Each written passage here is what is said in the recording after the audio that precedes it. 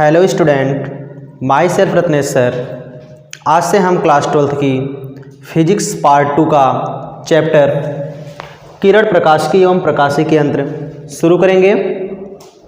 तो आइए student chapter को शुरू करते हैं। तो सबसे पहले स्टूडेंट हम समझेंगे कि प्रकाश क्या होता है। प्रकाश को इंग्लिश में क्या कहते हैं? लाइट। तो स्टूडेंट पहले आप समझेंगे कि जो प्रकाश होता है यह एक प्रकार का विद्युत चुंबकीय तरंग है। क्या है बेटा? एक प्रकार का विद्युत चुंबकीय तरंग है और इसका जो तरंग दैर्ध्य होता है 400 नैनोमीटर से 750 नैनोमीटर के बीच में होता है। तो आइए स्टूडेंट प्रकाश की डेफिनेशन देखते हैं। विद्युत चुंबकीय तरंगों के 400 नैनोमीटर से 750 नैनोमीटर की तरंग दैर्ध्य के परास को प्रकाश कहा जाता है। तो स्टूडेंट जो प्रकाश होता है यह एक प्रकार की ऊर्जा है जिसके द्वारा हम वस्तुओं को देख पाते हैं। तो आइए देखते हैं स्टूडेंट प्रकाश के गुण को। तो देखिए स्टूडेंट, प्रकाश का जो गुण होता है इसमें पहला आपको बताया गया है प्रकाश एक प्रकार की ऊर्जा होती है। और स्टूडेंट जो प्रकाश होता है इसका निर्वात में चाल या वायु में इसका जो चाल होता है या कह सकते हैं इसका जो वेग होता है 3 × 10⁸ मीटर प्रति सेकंड होता है। और स्टूडेंट और प्रकाश की सहायता से हम वस्तुओं को देख पाते हैं। प्रकाश की सहायता से हम वस्तुओं को देख पाते हैं। और बेटा प्रकाश को चलने के लिए किसी माध्यम की ज़रूरत नहीं होती है। ये बेटा प्रकाश का बहुत ही इम्पोर्टेंट गुण है, तो आप इसको बहुत ध्यान से समझेंगे। प्रकाश को चलने के लिए किसी माध्यम की ज़रूरत नहीं होती है। और स्टूडेंट इसका अंतिम गुण देखेंगे। प्रकाश में परावर्तन तथा अपवर्तन दोनों का गुण पाया जाता है। और स्टूडेंट इस चैप्टर में हम प्रकाश का परावर्तन क्या होता है और प्रकाश का अपवर्तन क्या होता है इसको बहुत ही अच्छे तरीके से समझने का प्रयास करेंगे। तो देखिए स्टूडेंट, आज की क्लास में हम समझते हैं प्रकाश का परावर्तन क्या होता है। तो स्टूडेंट देखिए, तो आइए एक एग्जाम्पल लेकर समझते हैं। आप समझिए, यहाँ पे देखिए, यहाँ पे एक दीवार है। क्या है? दीवार है। और यहाँ पे कोई छोटा बच्चा खड़ा हुआ है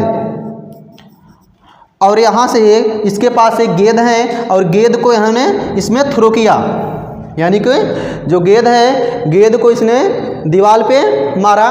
तो आप देखेंगे क्या, तो जो गेंद होगी दीवार से टकराने के बाद पुनः इसके हाथ में आ जाएगी। उसी प्रकार से जब प्रकाश किरणें किसी पृष्ठ से टकरा करके दोबारा से उसी माध्यम में वापस आ जाएं जिस माध्यम से वो जा रही होती हैं, तो इसी घटना को प्रकाश का परावर्तन कहते हैं। देखिए स्टूडेंट, किसी माध्यम में चलती हुई प्रकाश किरण जब किसी पृष्ठ से टकराकर उसी माध्यम में वापस लौट आए तो इस घटना को प्रकाश का परावर्तन कहते हैं। तो देखिए स्टूडेंट, हमारे पास कोई एक परावर्तक पृष्ठ है। तो देखिए यहाँ से प्रकाश किरण गई, यहाँ से टकराई और टकराने के बाद देखिए दोबारा से वापस लौट गई। तो स्टूडेंट ध्यान समझिएगा, जो प्रकाश किरण आती है उसको आपतित किरण कहते हैं और टकराने के बाद जो प्रकाश किरण पुनः वापस लौट जाती है उसे परावर्तित किरण कहते हैं। और आपतित किरण जिस परावर्तक पृष्ठ में जिस बिंदु पर टकराता है उसे आपतन बिंदु कहा जाता है। यदि आपतन बिंदु पर एक सीधी रेखा खींचे या एक सीधा लंब खींचे तो बेटा उसे अभिलंब कहा जाता है। और एक चीज़ ध्यान रखिएगा, अभिलंब और आपतित किरण इसके बीच जो कोण होता है इसको आपतन कोण कहते हैं, जिसको हम आई से डेनोट करते हैं। यहाँ पे देखिए लिखा गया है, आई जो है आपतन कोण होता है, आर परावर्तन कोण होता है। ठीक उसी प्रकार परावर्तित किरण और अभिलंब के बीच का जो कोण होता है परावर्तन कोण कहलाता है। तो स्टूडेंट यहाँ पे आपके बोर्ड एग्जाम में एक क्वेश्चन पूछा जाता है, परावर्तन का नियम लिखिए। तो बेटा परावर्तन का 2 नियम होता है, तो इसको हम समझते हैं।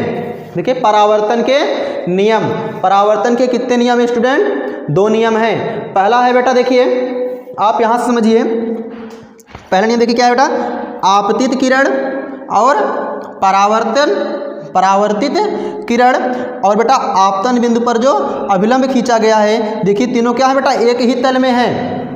तो पहला नियम यही है, आपतित किरण परावर्तक पृष्ठ के आपतन बिंदु में खींचा गया अभिलंब तथा परावर्तित किरण तीनों एक ही तल में होते हैं। तो फिर से देखिए, आपतित किरण, परावर्तित किरण तथा परावर्तक पृष्ठ में आपतन बिंदु पर खींचा गया अभिलंब तीनों एक ही तल में होते हैं। देखिए वही लिखा गया है यहाँ पे स्टूडेंट। और दूसरा नियम हम देखेंगे, क्या लिखा गया है, आपतन कोण का मान सदैव परावर्तन कोण के बराबर होता है। तो देखिए स्टूडेंट, जो आपतन कोण I है और जो परावर्तन कोण R है, इसका मान सदैव एक दूसरे के बराबर होगा। यही है परावर्तन का दूसरा नियम।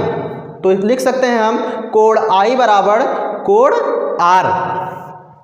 इसके आगे स्टूडेंट हम देखेंगे कि जो किसी भी दर्पण में वस्तु का प्रतिबिंब कैसे बनता है, या पहले पढ़ेंगे कि प्रतिबिंब क्या होता है। तो आगे का हमारा टॉपिक होगा प्रतिबिंब। आगे हम क्या पढ़ेंगे स्टूडेंट, प्रतिबिंब, जिसे आप इमेज बोलते हैं। तो स्टूडेंट प्रतिबिंब या इमेज को हम नेक्स्ट क्लास में देखेंगे।